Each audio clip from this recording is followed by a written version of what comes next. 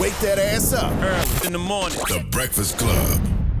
Morning, everybody. It's DJ Envy, Angela Yee, Charlamagne the God. We are the Breakfast Club. We got a special guest in the building. Yes, sir. Forrest Whitaker. Good to be here. Welcome. Now, are we actually talking to Forrest, or is this his brother Ken?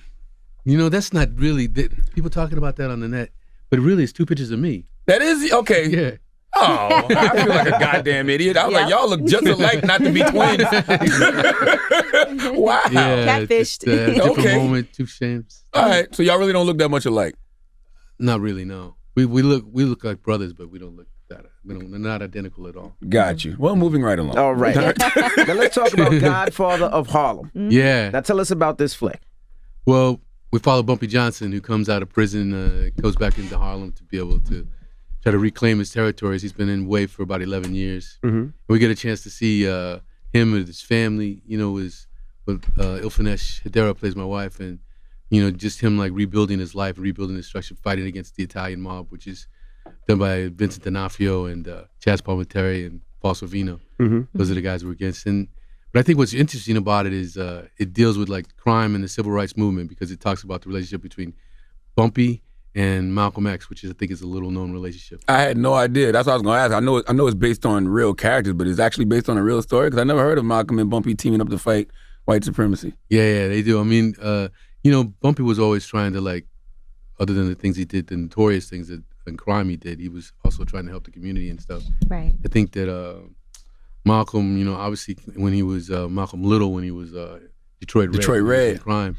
You know, so I think they crossed paths there, and then we get to see later how they work together in different areas to be able to move the community forward and stuff like that. And Malcolm's always pushing Bumpy to, like, you know, get a conscience, to see what he's doing, see how he's harming the community, and see what he could do to help the community instead. And we get a chance to watch those maneuvers as they. When you play the character of Bumpy Johnson, do you look at him as a good guy or as a bad guy? Because you see him doing things like giving money to people who need it and helping people out, but then you see him doing some really, you know, negative things, and like you said, harming the community. In your head, what do you look at Bumpy Johnson as?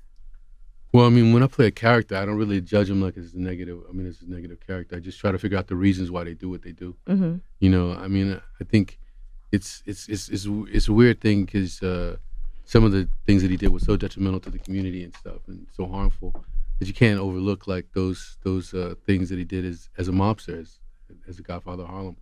But you know, you also get a chance to look at some of, I guess it's kind of the education of Bumpy Johnson as he starts to learn what he could do to really be a good godfather for the community and stuff, and how he can help the community. And you see a balance or a strange movement of that. Mm-hmm. I don't think it makes him a good guy. I don't think I think he's taking avenues, he's taking roads that are open to him to be able to succeed in life. It's like how he pursued the American dream, you know? Yes. And that's what he's trying to do. He's a product of his environment. Yeah, exactly. I mean, just like Malcolm X was a product of his environment. Then when he went to prison, he got introduced to something else, and he became a different product. Yeah, we get to see that. I mean, that and he wanted to be a lawyer initially, and I think we get to see him like it's sort of businessman behavior and stuff upon him as he's trying to run his empire and stuff like that. And he's still trying to run it in the way that he like thought it was going to be before. And that's when we think about him and Malcolm. We talk about that being by any means necessary, the American dream by any means necessary. Yeah. What do you got to do when you don't have opportunities, and you're trying to make opportunities so you can like reach that dream? And that's what he was trying to do. It had to be such a struggle for Malcolm too, though, because Malcolm, you're fighting against white supremacy, but then you're looking at your own brother that's also causing damage to your community too. Yeah. I mean, there was a lot of things. I mean, there's a story about, I think a couple of weeks before Malcolm died, because Bumpy Johnson like put his team around him to protect him as a security force. Wow. And Malcolm asked for it to be removed because he needed to not be associated. And a couple of weeks later, he was killed. Now, how did you do your homework and prepare for this movie here? You know, I started reading stuff first just to try to understand what the time was, understand the history. But then I started interviewing guys too. Like there was a couple of guys in Harlem, that were older guys that was working with Bumpy when they were in the mob. You know, a guy named Chisholm and Junebug. And then I had some advisors. You gotta have a Junebug in the mob. In the black mob, you gotta have a Junebug. He was a great guy. He really helped me out. And then a guy named Professor Smalls was like, he took over the mosque after Malcolm. He was like explaining to me a lot of different things, and then just trying to understand the political climate of the day. Because, Adam Clayton is in there too. Nigel Thatcher is amazing. I want to say Nigel Thatcher's Malcolm X is like crazy good. But Giancarlo Esposito plays Adam Clayton Powell, and he does an amazing job. How do you relate to the story of Bumpy Johnson? Like you personally, when you look at that particular struggle, how do you relate to it? I mean, I can relate to like trying to excel and trying to succeed and the things that block you in your way and what you need to do. I think that when we watch the show itself, I mean, it doesn't feel like dated because it's dealing with a lot of issues that we're having right now. It's dealing with like the opiate crisis, you know what I mean? What's going on with what's happening in the community.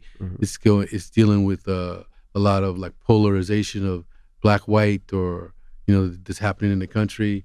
It's dealing with like, you'll see like as the protests go in about the human rights issues and stuff with the police, what they're doing with the community and to the brothers in the community and profiling. So all these different things for me, I relate to.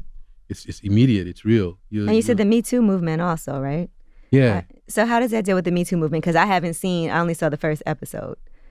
Well, I mean, I think it's dealing a lot with rights. You know what I mean? And I think the women in the show are really powerful. You know what I mean? And we get a chance to like see them pushing things forward. When they've been treated badly and treated wrongly, how they like do their form of justice and their sort of movement. You get to see that with Dara. You get to see it with Internet Legacy, who plays also my daughter. And so it touches on all those things. Now, what intrigued you about this flick? Like, what made you say I want to do Godfather of Harlem? Just this whole question of like of the crossing of like the civil rights movement and crime and the political system, and to be able to explore those issues like with a mirror, so that you can like look at them and really take them in. I started in the beginning, so I started with this project from idea. So when they came to me and they asked me if I wanted to do something about Bumpy Johnson, I thought it was interesting. Then when we started to talk about Malcolm X and the involvement and different things we were going to get to explore, I said I would like to go ahead and produce this. I may not act in it, but I'll produce it. And then as we worked on the scripts and the scripts got better, and Chris Brancato and Paul, they like started to craft something that really seemed interesting for me as an actor, and so I stepped into it. It was actually things started 18 years ago with like a guy named Marquand Smith. That long ago? Yeah, he was trying to get it going. He's been pushing it, trying to make it happen.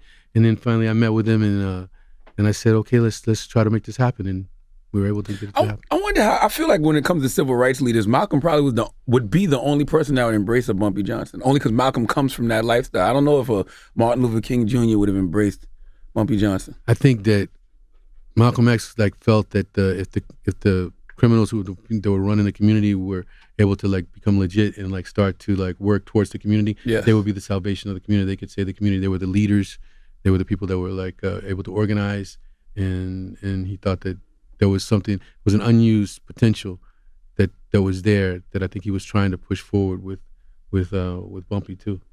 I think it's interesting that you said it's been something that's in the works for 18 years, because sometimes people think that, this is an idea that just happens and then 2 years later, bang, we're on Ethics. But what people have to realize is that sometimes it does take 18 years for something like this to happen. Were you originally going to produce it, or were you tapped to act as Bumpy Johnson? Just to produce it first, because I decided I thought it was interesting. I wanted to see where we could go with it and how we would create it. I know Marquand must have been excited when you said, I actually want to play Bumpy Johnson now.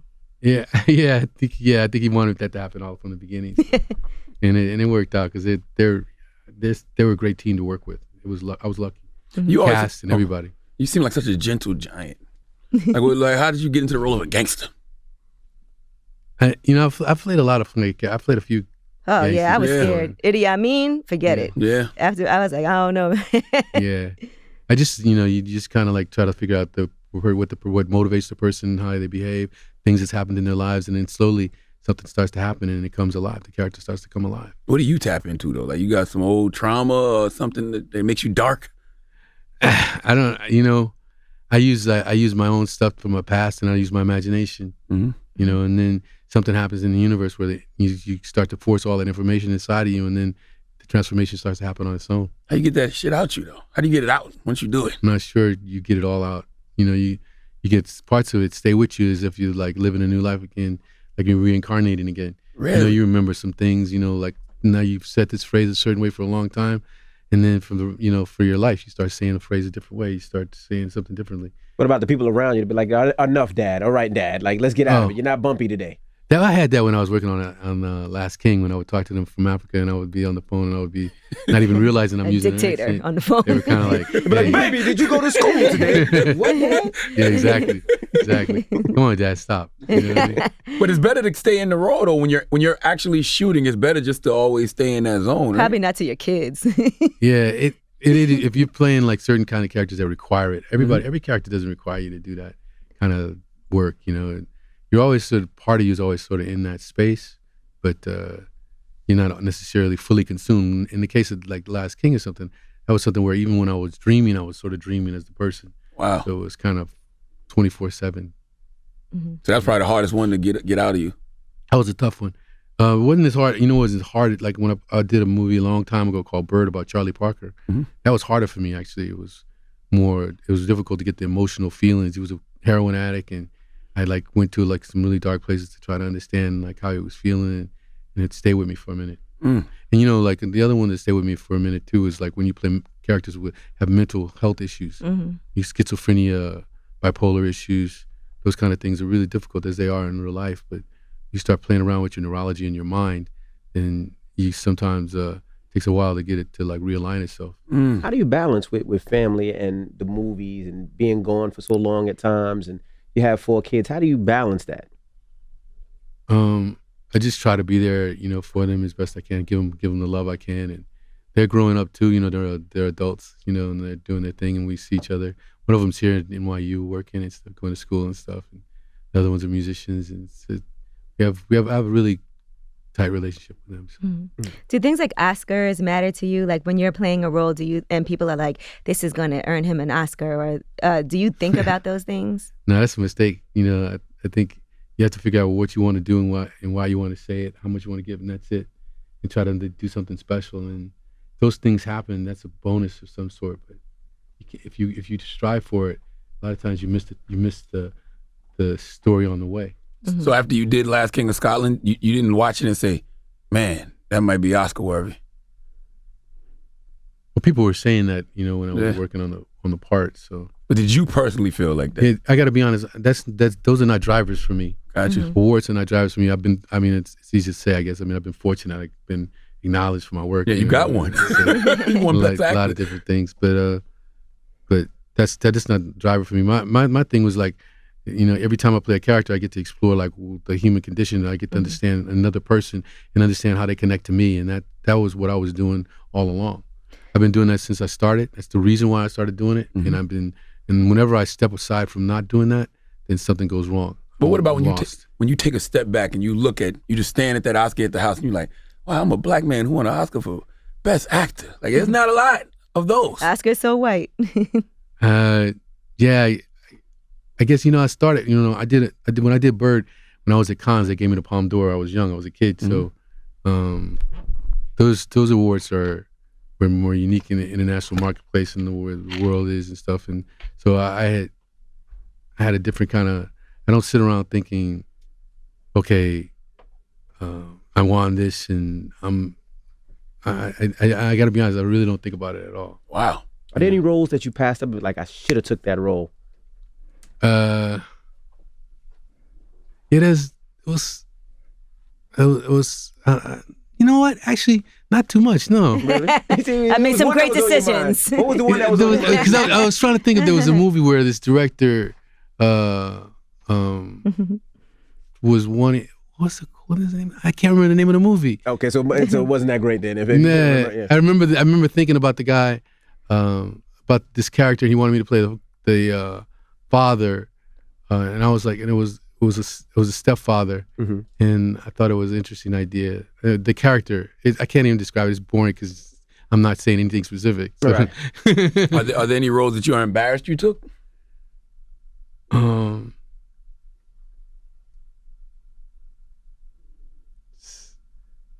Well, I learned even like when I was doing like stuff like martial arts movies and stuff. I did a blood sport and stuff.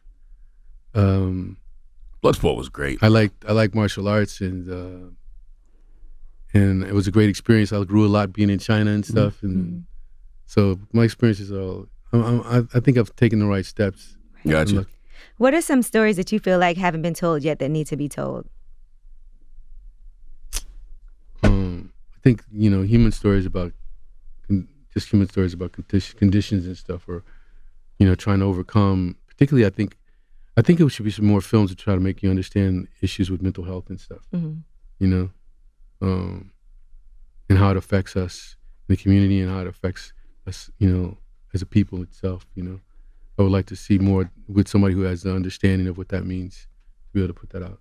Well, I think people are just getting comfortable telling their stories when it comes to their mental health issues. You know what I'm saying? I think that's why it's so much of a stigma around it, because people haven't been telling their stories. And especially in our community, now that people are talking about it more, I think you'll start to see the art probably later on. Yeah, and hopefully like some of the filmmakers will have a deep understanding of what it's like to be inside of that. Like I say, having experienced people who are struggling with that in life, it's really hard, and having tried to understand it, as an artist, it can be torturous. But there's levels to it though. Like you mentioned bipolar, schizophrenia, but then there's anxiety, there's depression, PTSD. Yeah. I got anxiety, suffer from like depression, but like those are the things people look at and don't consider them mental health issues, but they are. Yeah, I mean, some of those issues can be dealt with different types of systems and meditation, therapy, and different types of things. Some of them require like some medication issues and stuff. And it all depends. What do you do to stay mentally healthy? I do meditate. I do some movement. Sometimes I haven't been doing martial arts for the last couple of years, but normally I do. Yeah. You directed 2 classic films. Were they classic? Waiting to Exhale. Waiting to Exhale was That's one. classic for me. And Strapped was the other. Oh, Strapped. Why? What do you enjoy more, directing or acting? I love directing, Yeah. but it just takes like a long time. It takes like a few years out of your life, and I just haven't had the desire to do it in a while. Probably in a couple of years I'll step up again. Did you know Waiting to Exhale was going to be the classic it was, or have the impact that it had, from the soundtrack to the people that were starring in the movie, and to the impact that even today, like Waiting to Exhale is still popping right now? I believed in it from the top, and I wanted to like show the sort of power, goddess power, you know what I mean, and show people overcoming to like be fully themselves, these women, show the beauty of them, But it was all, for me, I knew that something was special was happening when Babyface signed on. It was unusual because I wanted to start the music from the beginning, and have them songs written for the show. So all the songs were pretty much written for the movie. I still cry every time I see that movie. What do you think was the best scene in Waiting to Exhale? It different depends. Like I think Angela did some amazing work when she was exercising. When her she lit husband. everything on fire. Yeah. And I think Loretta, when she first meets Gregory Hines and he's watching it from behind, it's like really, really nice. There's a lot of nice scenes in there. Yeah. Was that a tough cast to direct? No, I loved working with them. They were amazing. They were amazing women. And Layla Rashawn, when she decided to keep the baby, and she said, "We don't need you in our lives." Yeah, that was great. Her and Michael T. and the scene she did with in the bedroom with her when she made love to. There's some beautiful scenes where. Yeah. And I think there's a scene between Wesley and Angela where they're at a bar. There's a special scene for me where they're just talking like for 9 minutes. Yes. And she needed that. Yeah. How did you get Swiss Beats on board? Did you call him? Did you reach out to him? I did reach out to him and speak to him and see if he would be willing to commit to something like this. Because he said he usually doesn't do this. He said it takes too much time. Yeah, and he really stepped up big time. I mean, did so many amazing songs. He put together this writing lab and had everybody together and bringing different artists in. So this, most great portions of the songs were written for the film itself. Were you there when they were all doing the songs? I did get a chance to go up and watch a lot. I was up there quite a bit. Who did you get to check out and meet? Rick Ross. Wise. I did see Rick. I did see Rick. Buddy.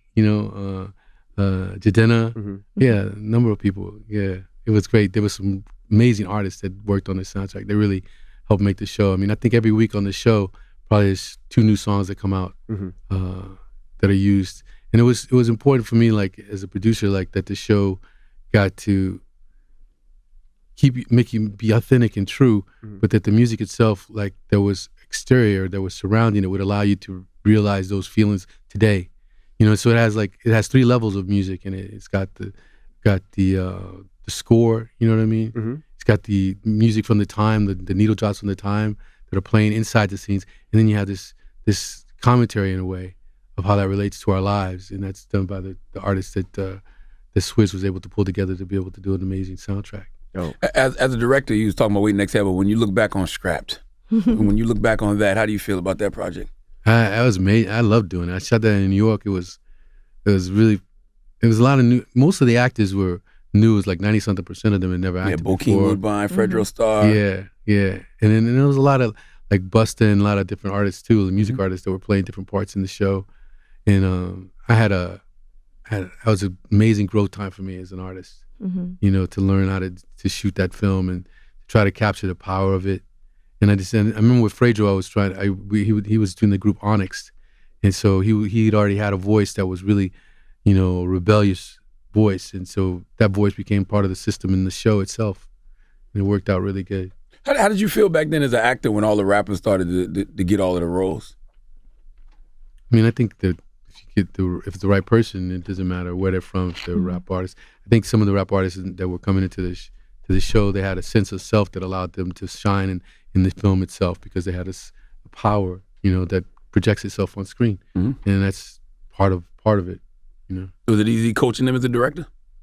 Yeah, I had a great time working with them. Yeah, they were, Yo-Yo and everybody. There's so many different people that were working on that, and Jam Master Jay was working on the music for me and stuff. So you're like a hip hop head. I don't know. I feel too embarrassed to say that in front of you guys. Why? It's your territory. What's your favorite hip hop group of all time? Of all time? I don't know, because it depends. Because when I remember, the first time I remember hip hop was way back with Grandmaster Flash and Spot. I guess Tupac did some really great stuff. Okay. And there's a lot of great artists. There's a lot of great hip-hop artists, rap artists. And it's your territory. Hip-hop is black culture.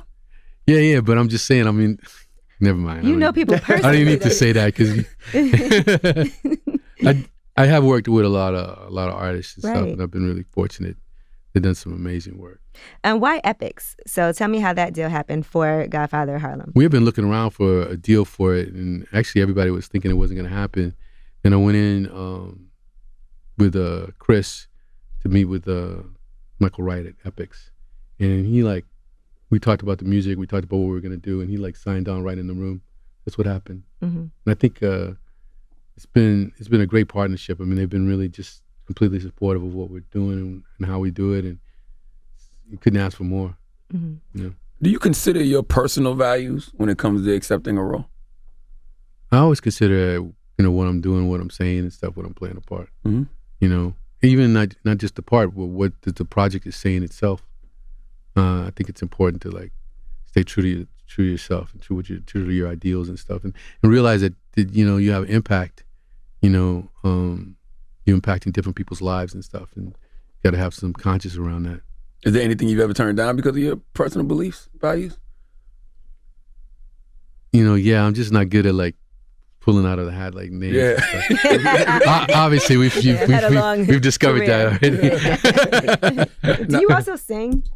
I did sing. I started. You do opera? I started in music. Now that seems like a surprise. See, now that's why I wanted to make sure that wasn't fake news, like the story about your brother being you. He did football and opera at the same time. I can see football.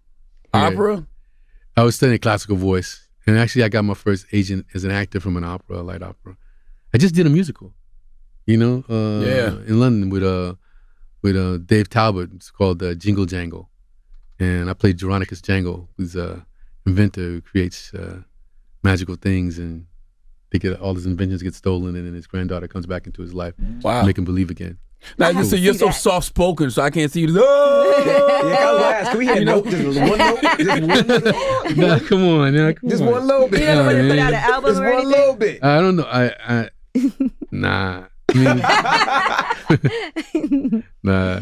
Yeah, but I did used to sing. I tried. When I had to do this show, the musical, I was nervous I wouldn't be able to still sing, but it worked out. You know, We can't hear a little bit. Just a little one note. Right. Nah. He's thinking about it. Now, what if Swiss said, we want you to do a song for the soundtrack, Godfather of Harlem? Word. I'd have been like, what? What you want me to do? You know everyone's going to hit Well, you I up trust for... Swizz, so People are going to hit you up for features now. Maybe like, I'm going to get Forrest Whitaker on the hook. Yeah, I think when that one comes, honestly, I feel like Jingle Jangle is gonna be one of the best movies I've done. Oh, Ever, okay. you know. Oh, so it's a musical and they're making it into a movie also. It's a musical. It was Oh. shot as a movie, Oh, okay. so it's we'll see what happens. Goodness gracious. Now, Black Panther, you saw how much that movie meant to the culture. Easy to get emotionally attached to it. With that said, were you upset that they killed you off in it? Yeah, I mean, I think that he's a spiritual sort of leader of the community, so it's kind of always like a major loss, not just for me as an actor, but you want to keep that figure alive for the community itself. But and I don't know, Ryan. I haven't talked to Ryan about what he's planning on doing exactly. So maybe That means you're not getting resurrected, sir. Yeah. I don't know. Yeah. I don't know. They do have a resurrection altar. I mean, I'm a comic book guy, so they have a resurrection altar in Wakanda. So it's possible.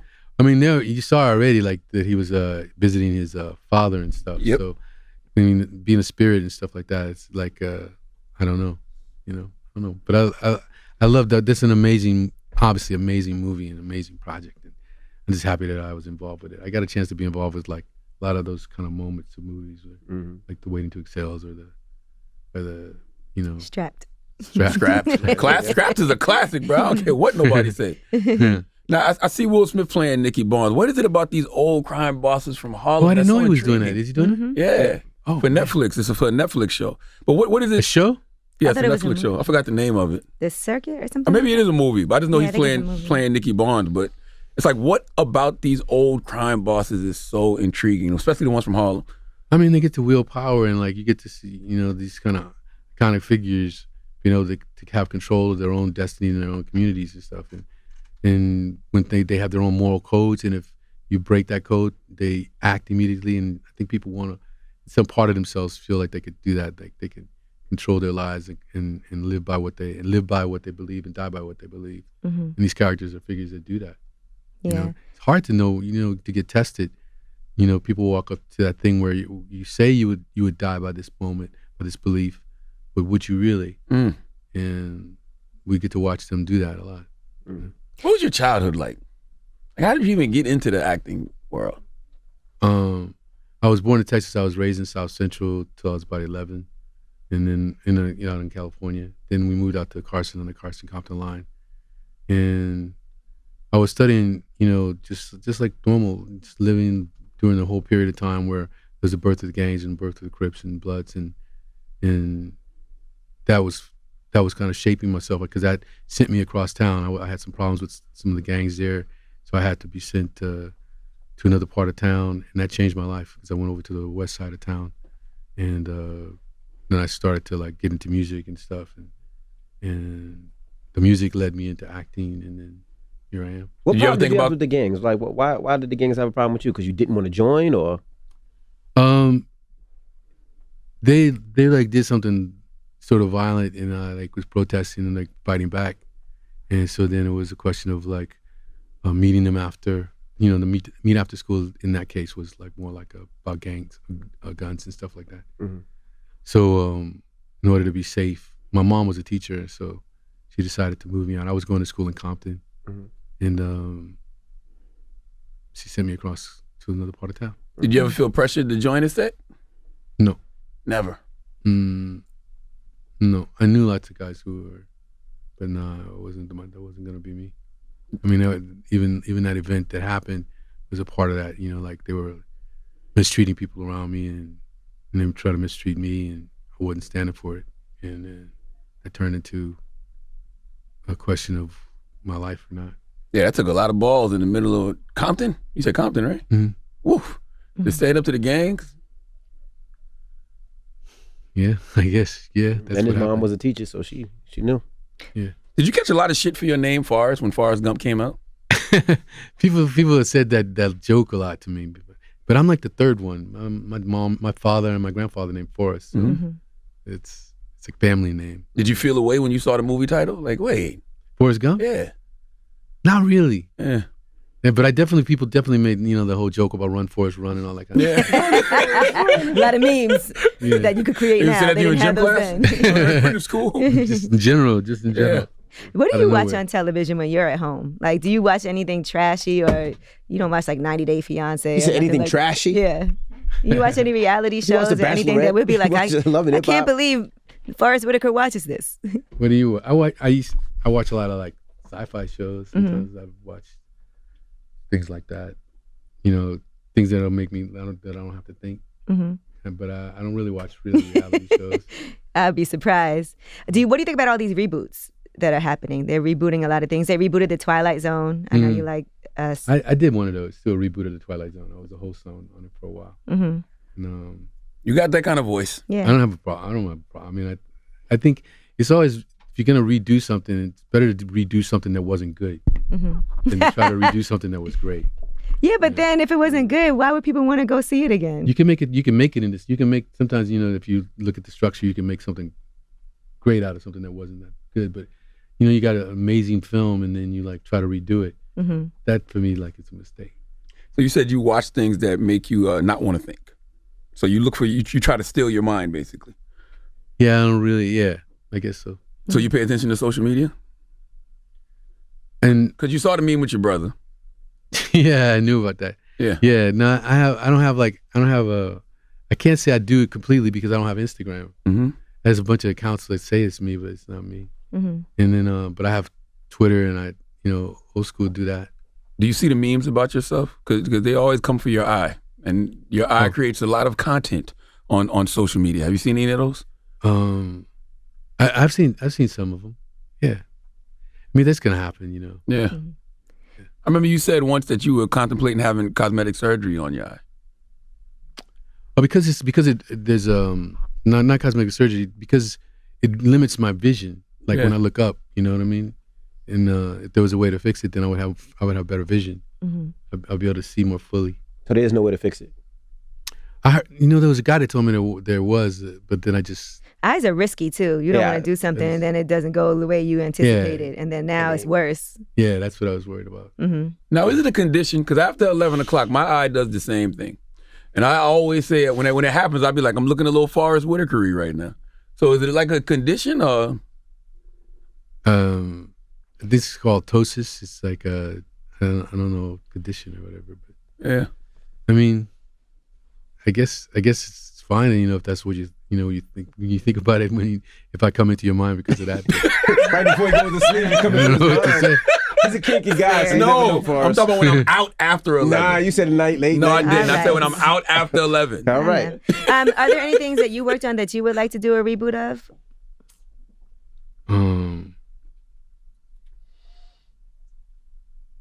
Really? Not really. No, I'm good. Well, Forrest Whitaker. I want ask him about a his modern I day want to ask waiting him to about his exhale. Peace and Development Initiative. What's your Whitaker Peace and Development Initiative?